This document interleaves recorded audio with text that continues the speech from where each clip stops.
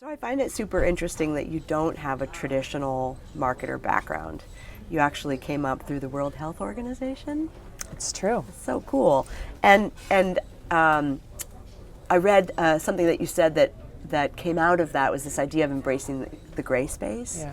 Can you talk a little bit about that, and then talk a little bit about how that impacts the way you think about talent acquisition and talent development? So basically my entire career has happened by, at any given moment, kind of looking for what had not been figured out, or finding those intersections where you could bring new things together in unique ways and do something that hadn't been done. But it takes a lot of courage, and you've got to be able to take some risk. And I remember early in my career when I came with an idea, something that hadn't been done before, and I was a little bit nervous, and my boss looked at me and said, there are no comps for this. I can't tell you for sure it's going to work, but I think it could be genius. And she said, why not you?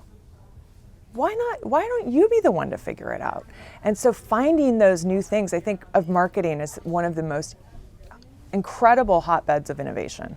It can be that way because you're working with people all day long and interacting, and the amount of insight that we have at our fingertips that's so core to the business is incredible. So that's how my career grew, was by constantly just saying, well, what if we did it this way? Oh, well, okay, let's do that. Therefore, let's make a role for you doing that. And then it would just happen over and over, and all of a sudden I had developed this career that I definitely did not pre-pave the path for. I love folks that have embraced kind of non-traditional paths, because I think they also make amazing and inspiring leaders. So talk to me a little bit about how you bring that sensibility to folks that you bring onto the team or folks that are on the team. So first of all, I am very open to types of profiles that we're bringing in to fill for roles. It's much more about mindset and attitude and openness and agility and ability to adapt and think creatively. I think all of those are far more important than core marketing skills, because marketing is changing constantly. So I look for that first.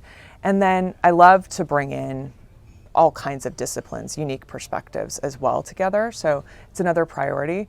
But beyond that, once they're in the organization, cross-training is incredibly important to me. So there's theoretical education, but I think that actually the hands-on experience of what others are doing in the marketing organization, not only to be able to apply that theory in real life in our organization, but to have empathy for other people's roles. We work as a hive, and we have to work very quickly. And unless you really understand where the other person's coming from, you can't be efficient. It slows the machine down. And so we do very light rotations, but they're in real life, you've got to test out everybody else's job, test drive the skill and the role.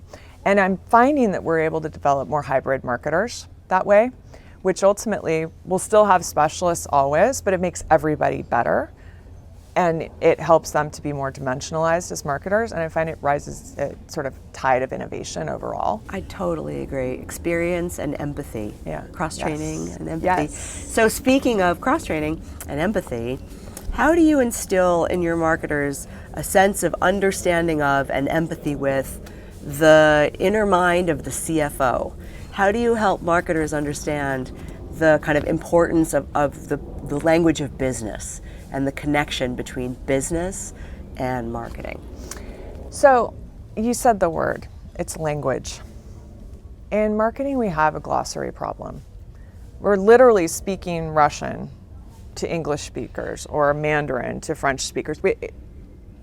People do not understand what we're talking about in the C-suite and in the boardroom at all. And so I push our teams to translate metrics by using the actual native understanding that they do have, which is audience. How do you speak to your audience? Think of them as another audience that you're trying to communicate with. You have to speak in their language and not yours. So we've been mapping the glossary, right?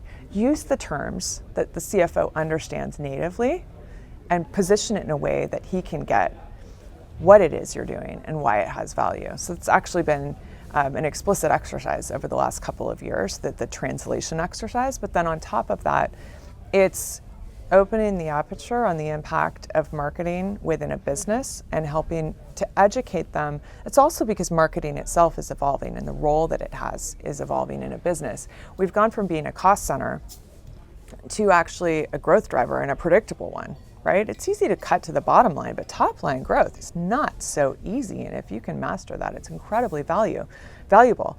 But even more than that, the businesses that are winning are the ones that are actually figuring out how to make new markets.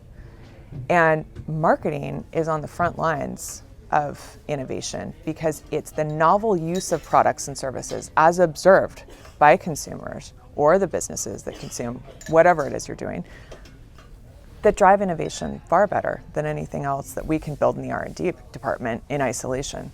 So the role that marketing can have in product innovation, in business model innovation is, I think, really underappreciated.